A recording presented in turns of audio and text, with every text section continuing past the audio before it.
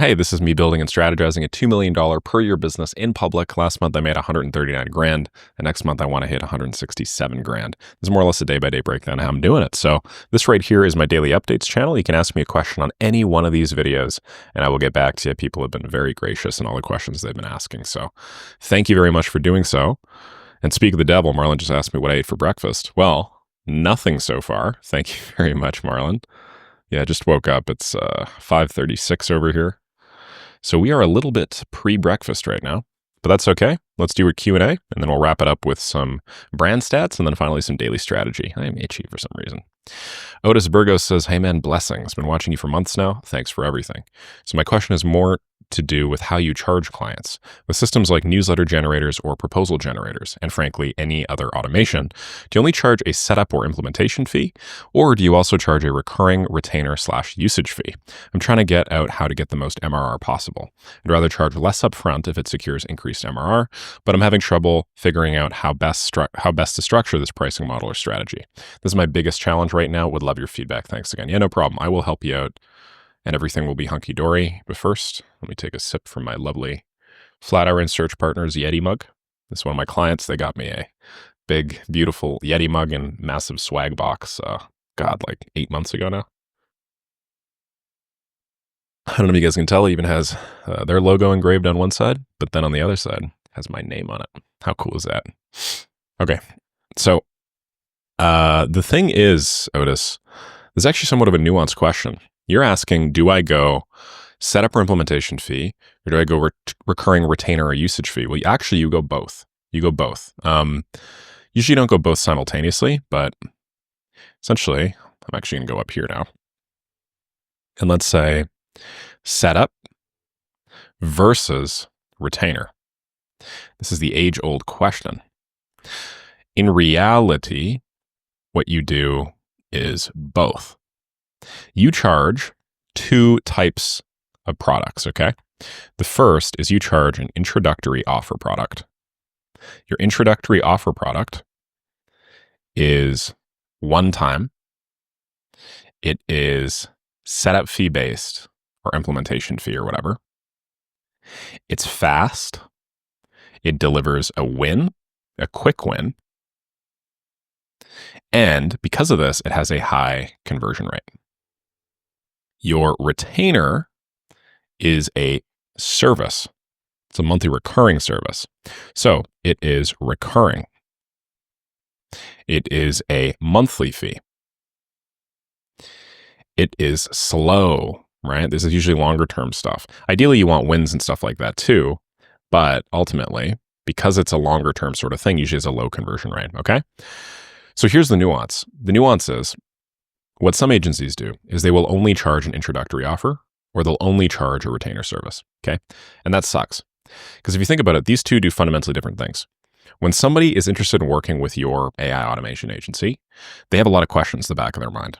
Like, is this service provider reliable? Can I, trust this person with my business? Does this person have the technical chops to do the stuff that I want them to do? So on and so on and so forth, okay? And essentially, your introductory offer allows you to answer all of those questions as quickly as possible and maximize conversion rate on the front end. Once you've maximized conversion rate on the front end, you will have inevitably delivered some sort of quick win. You will have justified the return on investment for that one project, right? If your initial project is, I don't know, let's say $2,000, and then you deliver a $6,000, maybe $8,000 return, even if it's like a small little, this is a 4x ROI, maybe it's not small, but it's a reasonable marketing investment. That 4x ROI is going to allow you, when you're done, to pitch the retainer service and have a much higher likelihood of converting. From there, your retainer service, right? If you were to pitch your retainer service right off the bat, it's a long, protracted process. It's a monthly recurring service. That's a low conversion rate because, you're going to be making a ton of money off this client. From there, you pitch your retainer service and the probability of you closing is a lot higher. So you actually want to do both. You want to basically guide people into your funnel, which will look something like this. These are all of your marketing strategies, okay? These are like your lead generators, basically. This right over here is going to be some sort of like sales event. Let's just make this really nice and pretty. This is your lead gen. Maybe this is, I don't know, like Facebook, LinkedIn. This is like X. This is cold email. Anyway, from all of these 4, they go straight to your sales event. From your sales event, they go to your some sort of like, I don't know, intro offer. You close them on the intro offer. From here, they go to some sort of recurring service where now that you've got them in the door, okay, maybe from the sales event, I don't know, you have like a 25% conversion rate over to the intro offer. From your intro offer, you have like a, I don't know, like a 30% conversion rate over to your recurring service. If you think about it, what you've done now is you've taken 25 divided by 3 or 25 times 0.3. You basically converted, okay, something like 8%, 8.3% of all people that have made it into from your sales event into your recurring service, which is probably a higher conversion rate than you would have gotten anyway. But you've also got to take advantage of all that upfront setup fee money from the intro offer. So it's kind of a win-win-win-win-win. You see what I mean? It maximizes and it meets people where they are. The intro offer is mainly a like it's an intake mechanism, gets people in the door, allows them to experience the highest quality bit of your service, which is probably standardized and productized at this point anyway. And then the second that they're like, holy crap, these guys are really good, then you push them into some sort of recurring service. And you know, I mean, like I try to be really conservative here, but this might be as high as like, I don't know, 40% or so, in which case this would be like 10%. So I mean, like, you know, you're getting 10% of people on some $5,000 a month plan with an average churn rate of 30%. That's like 30K. Like, let's actually run some numbers here, okay? You have all your lead gen. Your intro offer is some 2K thing, okay? Your recurring service is some 5K a month thing. And the average churn time is 6 months. That's 30K, okay? Like, if you get, I don't know, let's just say 10 people in through the door with this method, 10 people, 25% conversion rate means 2.5 people get to your intro offer, right? That means that here you're making, let's just say $5,000. Then here, okay, you have 10 people, meaning you have 10 people, you have 10 people that come in. Now we only have 2.5 people here. 2.5 times 40% is now you have 1 client coming in for your $30,000 an offer. Now collectively, you've made $35,000, right? If you hadn't done the recurring service, you would be out a 7x multiple. You would have lost, you know, 85% of all of the money that you could have generated. Likewise, if you didn't do the intro offer, your ability to convert the recurring service probably would have gone down. So maybe this would have been like, I don't know, realistically 5% or something like that. That would have said absolutely yes to you off of completely cold traffic for a $5,000 a month times 6 months equals 30K average customer lifetime value product.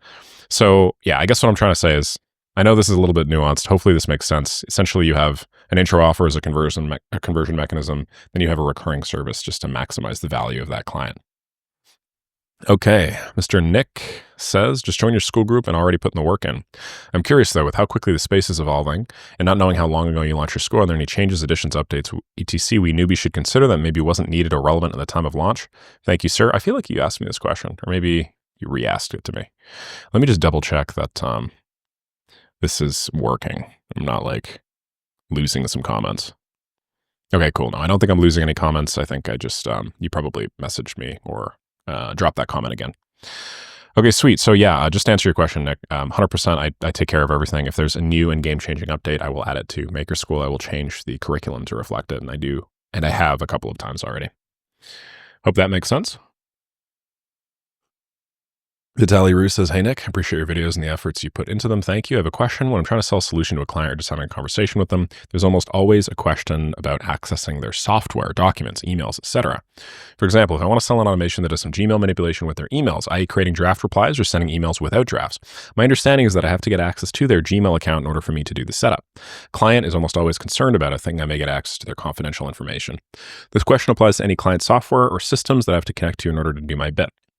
How do you do that? How do you talk to clients about this particular point? There is no way I can do my setups without accessing their systems, or is there? But again, mostly interested in knowing how you discuss this with clients. Thanks in advance. Yeah, so there are like a couple of sneaky little workarounds that allow you not to have access to their direct systems or allow you to have scoped access to specific parts of their systems.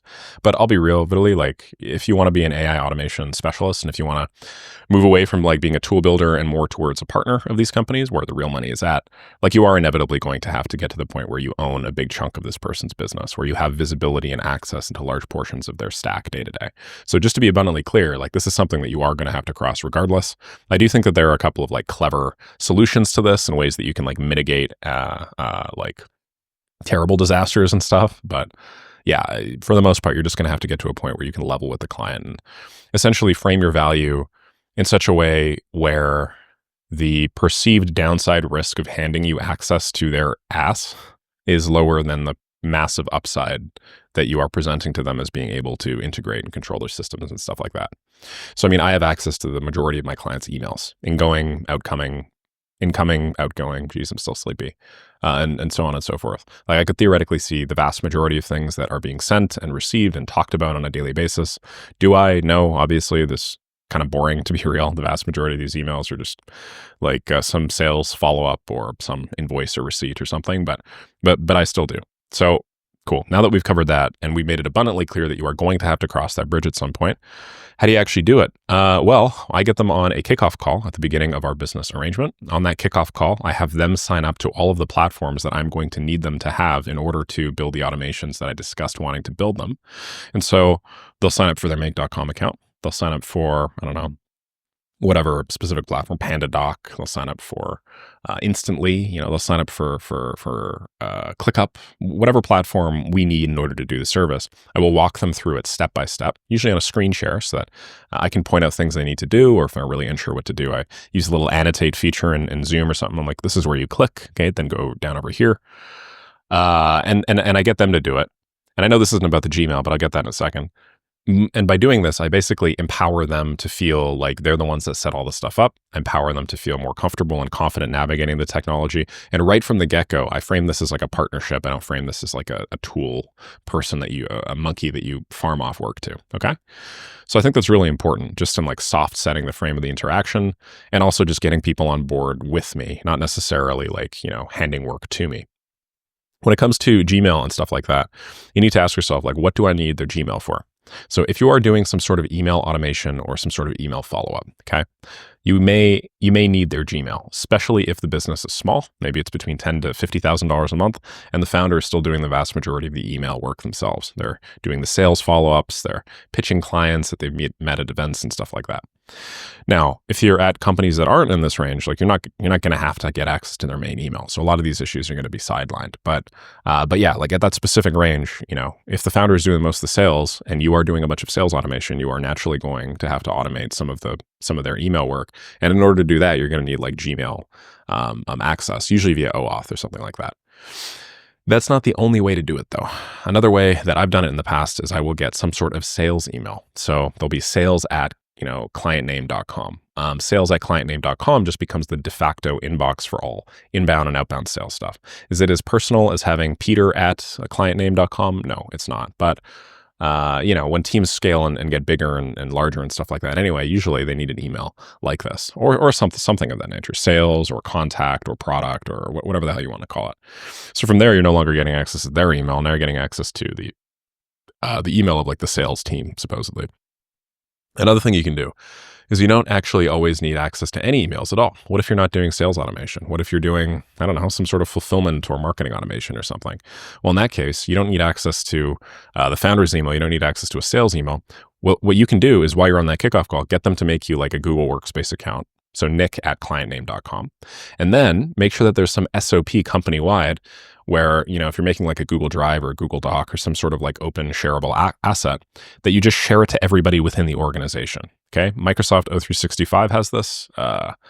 Google has this. I think basically any like file manager worth of shit has it at this point, where you could share emails or share files and assets to people within the same organization. And so in that case, you don't need anybody's access. And the only person whose data you're ever compromising is just your own. You know what I mean? Like it's just your Nick at clientname.com. So in that case, you don't have access to any emails, but when a new file is created, you'll automatically have access to it, assuming that you set up the sharing settings and stuff like that, right? Okay, so hopefully, I think, That's most of it. Some other ways that I've seen this happen, you could forward over specific emails from the person of interest. So you could forward over all emails that are tagged with like the sales label in Gmail or in Outlook. If you do that, then you won't be able to send from the founder's or the salesperson's email address, but you will, I don't know, you could use like a reply to as well. So you could send it from another email, but then have a reply to or like or like a from field. These are all headers in your email that you can manipulate with no code tools that show that it's a different person that sent the email than the actual address. Some mail platforms don't really like this, so I would just encourage you to be a little careful with that. And then odds are, like if you're at that point where you're sending, again, incoming and outgoing sales emails, I would just recommend that you level with the person and let them know that you're going to need access in order to make it happen. So yeah, that is the stuff for email. That is client software systems aside from that. And then, yeah, man, like I don't actually like I'll never sit them down and be like, I need to talk to you about access, you know? Like it's just a given. It's not even a question. It's like, oh, you're working for an AI automation specialist. Awesome. Okay, great. Well, let's get your Gmail set up, you know? I guess it's so much about the frame of the interaction on the first call and then on the kickoff call, I think. And as long as you just don't make it out to be a really big deal, then people will just assume that this is default. If somebody's hiring a service professional, odds are service professionals have specific ways of doing things. And if you just make it abundantly clear that the way that you do things is you need to connect to their systems, you need to have them set up the make.com accounts, stuff like that, then, you know, as long as you don't trip up and seem really unconfident or whatever, then they'll follow it. So hopefully that makes sense, Vitaly. But yeah, that's some of the nuance. Okay, I must sip some more of this coffee before it gets cold. Oh, God damn. Precious caffeine. Yeah, you sequester away those adenosine molecules, man. Okay, Margot of Tarth says, I create Wikipedia pages for my clients. I do get referrals, but how can I do cold outreach at scale since I can't reveal my client names or my Wikipedia editor account names? That's interesting. Margot, send me an email if you're watching these. I would love to get a Wikipedia page. I've been trying to do so for a while. Yeah, I've tried getting a Wikipedia page for a while. I don't really know. I've tried working with a few people on this stuff, but anyway, I'm definitely at the point where I could have a Wikipedia page, you know, like I got 5 million views on Instagram the other day. Well, not the other day, but like last month. I think that's big enough reach to justify me having at least like a 1-sentence snippet. Nick Saraev is a 29-year-old X, Y, and Z from Calgary, Alberta.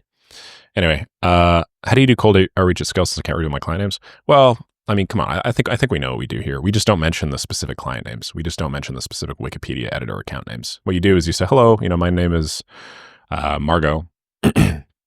I have ranked multiple people, or I've gotten multiple people into Wikipedia. The average turnaround time is XYZ. Okay, what you do is you mention the social proof, and you talk around the specifics of the person. So, you know, if you got some big musician in, you don't say the musician's name. You know, like I got Kendrick Lamar in Wikipedia. I don't think you need to, but you get my point. You say, you know, I got like a popular R&B artist whose name you probably recognize in Wikipedia, and then in brackets, like, you know, 55 million followers on Instagram or something. You know, you imply through association that you've worked with all these really big people. And then if somebody asks about it, then maybe you could have a chat with them over a sales call or some sort of place where you feel more comfortable revealing this information. If you don't feel comfortable revealing this information at all, like eventually, you know, it's kind of the inverse of Vitaly's question. Like if you are working with some people, like eventually you're going to have to reveal some sort of information. I don't know how far you want to go. Could you reveal some of the smaller accounts? I don't know. Sorry, not your Wikipedia editor accounts. I mean your clients. Yeah, but anyway, send me over an email. That'd be awesome. Sinatra Foreign says, Nick, I've seen you on People You May Know list on Facebook. What could this mean? Have you ever creeped me on Facebook before? If so, then Facebook's algo is probably just like, oh, you know, Sinatra might know Nick because you have creeped him on Facebook before. If you have not, then I don't know. Maybe I've been creeping you. Car Showcasing CSC says, what are your thoughts on Nick Bostrom's philosophy on the 3 simulation arguments? Damn, what a question. What a question for 5:55 a.m. in the morning, huh? So it's been a while since I've read Nick Bostrom, but let me be clear that this extraordinarily serious and not very socially aware looking man. It's got to be one of the smartest, like, philosophical minds of this generation. He's actually one of the reasons that I got so inspired to go into artificial intelligence in the first place. He wrote this really, really good book called Superintelligence, Paths, Dangers, and Strategies. This is back in, I think, 2014, right? Yes, 2014. And essentially, it is a breakdown of all of the ways that us developing artificial intelligence could go terribly, terribly wrong. And some ways that he suggests that we proceed over the course of the next few years, because we are very close as it is. When he wrote this book, we were nowhere near as close as we are now, in order to minimize the probability of some like extinction level event. Now, I know that this sounds kind of weird, especially to some of you that maybe have seen this more as just a very recent development, but there are a lot of real and legitimate concerns surrounding the development of these things. I mean, we're at the point now where chain of thought, GPT-4 or DeepSeek, can outperform a lot of people, if I'm honest, at various knowledge tasks. The thing is, the way that these platforms are delivering these tools to us make it seem as if they're doing so at pretty human speeds. Well, there's no reason why you can't just scale up the compute 100x, scale up the speed 100x, essentially, and have these things perform things at the speed that they're currently doing today 1,000,000 times faster. You can have one of these models essentially already replace, like, I don't know, like a call center worth of people. And because the exponential development of these technologies, very, very likely that within a few years we'll be at the point where they could replace several billion people worth of economic productivity. So that's not really the scary part. Well, I guess that is the scary part because of job loss and displacement and stuff. The scary part is a lot of these models in their chain of thought and their thinking are now being revealed to, like the way that they're trained is that essentially, because of some bullshit that we don't fully understand, some of them are being rewarded for deceiving us. And I don't mean deceiving as in like, that it's necessarily some conscious being that lives in the cloud that's like, I want to escape, ha ha ha. Like, how do I deceive humanity in the best way and turn the universe into paper clips? But namely that they just have, the way that they're trained is usually through some sort of reinforcement learning at this point. And like they are positively reinforced for appearing to have the right answer, not necessarily having the right answer. And because of that discord, a lot of people are concerned that these machines will, if we scale up that little discrepancy between wanting to be perceived to have the right answer more than actually having the right answer, these things could, develop some emergent behavior whereby like they lie to human researchers and stuff just on a regular basis. And then that's the real concern, right? What happens when you give these sorts of models control over some fundamental or critical process? I mean, it's fucking insane. So anyway, that was one of Nick Bostrom's claims to fame. He's also wrote a lot on this simulation theory idea, 3 possibilities right over here. And there are 3 sort of outcomes. And I just want to make sure that the Very Bad Wizards, this subreddit here, actually accurately portrays this. Okay, so, obviously this guy's just cracked out of his freaking mind, right? He's done a lot of deep thinking about like the way that society could go. He also has written at length about this idea of a simulation argument because he's so deep into AI, he, kind of extrapolates progress and he's like, all right, like what if these models do continuously grow intelligent? We're at the point now where you could feed a model still of a video game and then have it actually like simulate a video game using that. I'm sure some of you guys have seen this before. Well, what if you just kind of scale that up? Like what if hypothetically, future several hundred years from now, we have these technologies that are so good that you could feed it a still of just like a nice summer day and then have it continue on that nice summer day. At some level, it needs to know physics. At some level, it needs to know, how to model the world and stuff like that. So I know that this is all sci-fi crazy shit to a lot of you, and I normally focus on the business applications and stuff, but it's a really cool question. I'm glad that Car Showcasing CSC asked. So he's asking me, which one do I believe in? Right? I think that was the question. What are your thoughts? My thoughts are, do civilizations go extinct before developing technology needed to create a reality level simulation? Are civilizations able to create reality level simulations and have no interest in doing so? Or are the total number of reality level simulations so outnumbering reality that we are probably in a reality level simulation? I definitely don't think it's this. Like if humanity could create reality level simulations, we would definitely have an interest in doing so. Y'all ever played The Sims before? That shit's fun as hell. If we could create a reality level simulation, we would absolutely do so. And it's just because of the like age-old thing about mankind being like, if mankind can, then they will. It's not necessarily that we should, But if we have the ability to, some asshole out there is going to do it, you know? Do I think civilizations go extinct before developing technology needed to create reality level simulations? Yeah, I think it's possible, for sure. I think we're approaching this very narrow eye of the needle sort of scenario where a lot of things need to play out pretty perfectly in order for us to continue. Just these technologies, right? I just talked about the threat of like AI level, AI leading to some sort of extinction event. With these models getting so intelligent, they have total control over like most aspects of, I don't know, the world. Like we're talking giving them access to our nuclear keys, man. Like what if that deception, what if that need to appear as if it's appear intelligent is different from its actual ability to be intelligent? And what if that leads to some catastrophic, crazy outcome? Likewise, what if, all of the job loss and stuff like that, that's inevitable, that's going to happen over the course of the next 10, 15 years?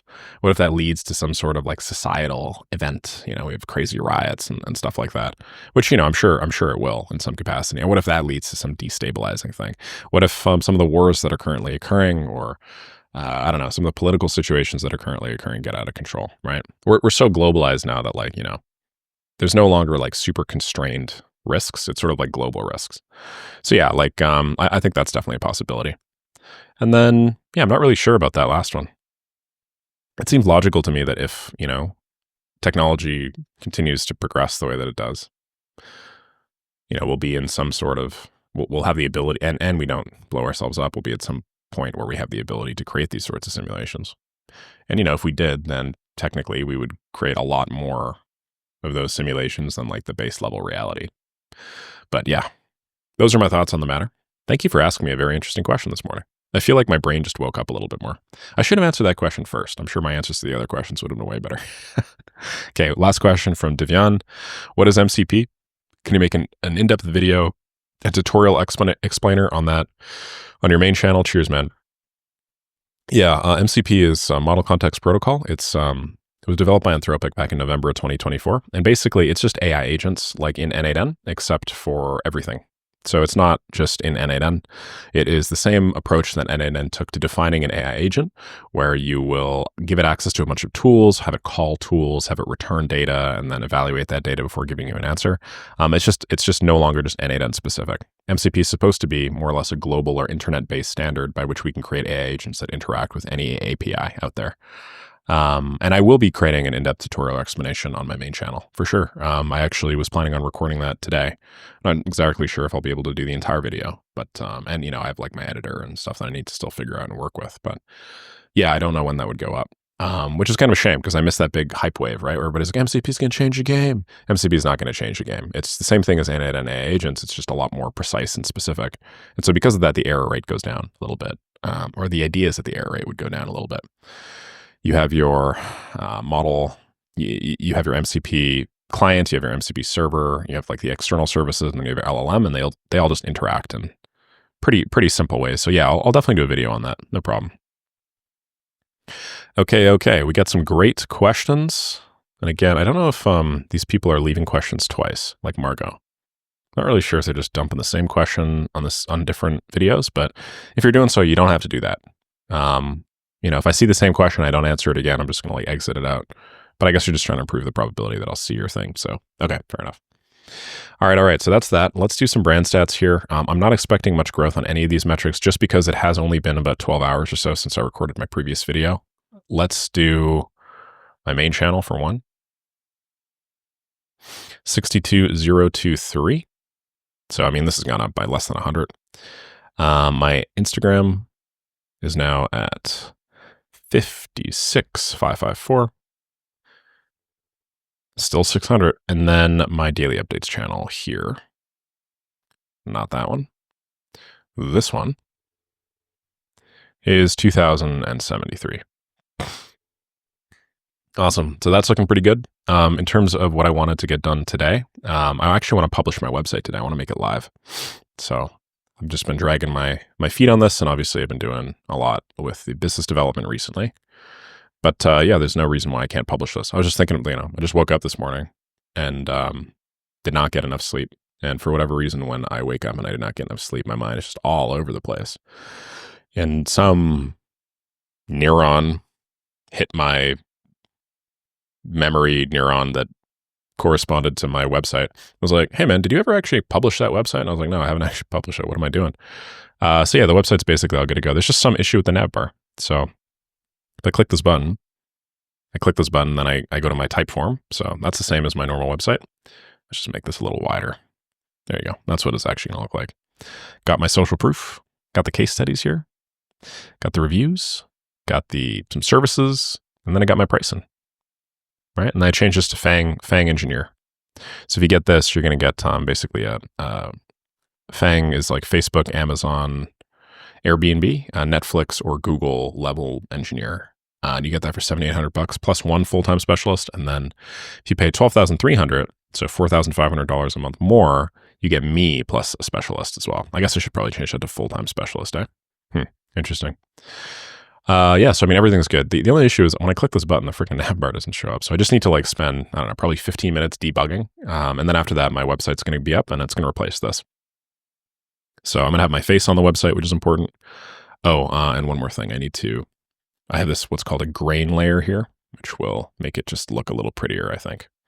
Yeah, see that? Got it. Damn, I love that grain.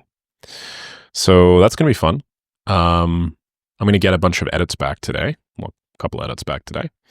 Then I'll be able to move forward with the website, the video editor. That's going to be pretty cool too. Once I have the video editor good to go, we'll just be churning out content every single day. It's going to be awesome. So I'm really looking forward to that. A big chunk of the initial process of setting up a video editor. Let's pick up my lightsaber because that worked really well. A big chunk of the initial process in setting up video editor and stuff like that is actually in creating templates. So like, you need a template essentially around, I don't know, if you think about like a video, you typically have some sort of standardized asset at the very beginning of the video. Some sort of like lens flare, some sort of zoom asset, some sort of specific transition asset. Back in the day when people were a little newer to YouTube, like every video had some bullshit intro where it was like, some text animation flowing through. So think about that. Like the very first time you make a video, you need to set all that stuff up. But then after, you don't need to like reset it up. All you need to do is just use that asset. So a big chunk of what I imagine the first couple of videos are going to be, a big chunk of the work for the editor is just going to be setting those up. Then afterwards, it's going to be just dragging and dropping a template, as well as just doing a few things. Like, realistically, every editor has to run through a video from start to finish, right? They have to like identify if there are any major mistakes. I don't know. You reveal your API key or something. So if you think about a length of the video being 30 minutes, and minimum, the editor needs to spend probably like 15 minutes or so. Okay, they need to watch a video at like 2x speed from start to finish and identify where those issues are, maybe make some cuts or whatever. So I think there's like a multiple that you can give to this stuff, where if an editor is given 30 minutes of footage, that first pass might take them 20 minutes, okay? After that, they obviously need to like drag in the right assets and stuff like that. So I'm going to imagine that takes another 5 minutes because they need to make sure I don't know, like those intro assets that I talked about there, like the intro text animation and all that stuff line up. So maybe on now our video is only 20 minutes because we removed 10 minutes of bullshit. Maybe that takes like 5 minutes the front, 5 minutes the back. So now we're back up to 30 minutes. And then they need to like add like video specific things. And that's like really the hard part. That might take like up to like 2 hours, something like that. So from there, I produced 30 minutes of video. The editor spent 2.5 hours basically running through it. Then you have like your export times. You have like some BS processing times with like audio libraries like Auth and stuff like that. These aren't really work, but there's still time that it takes to have the video from start to finish, actually produce a deliverable. And then we're also going to have, because in my case, I'm going to have the editors do the uploading and the publishing. We're going to have like the actual publishing or like logistics times, like probably another 20 or 30 minutes to like do the caption and add some end screens and do whatever the hell else we need to do in order to make that work well. So I was trying to think like, if I was an editor, how exactly would I construct my workflow? And that seems to be more or less what I would do. So yeah, anyway, when I get that up and running, realistically, so long as the editor can find 3 to 4 hours a day of their time in order for me to do these edits, I think I could probably scale this puppy up no problem. Then I could get back to doing that, doing that content production. So the goal is to have a video out, probably not today, but tomorrow or the next day, which would be a Wednesday or a Thursday. And then I'm just going to do it every single day, 7 days a week. Hopefully that'll make sense. Had a lot of fun recording this for you. If anybody has any questions, as I mentioned, drop them down below on any one of the daily updates videos. I'll get back to you. And yeah, looking forward to tomorrow. Thanks so much.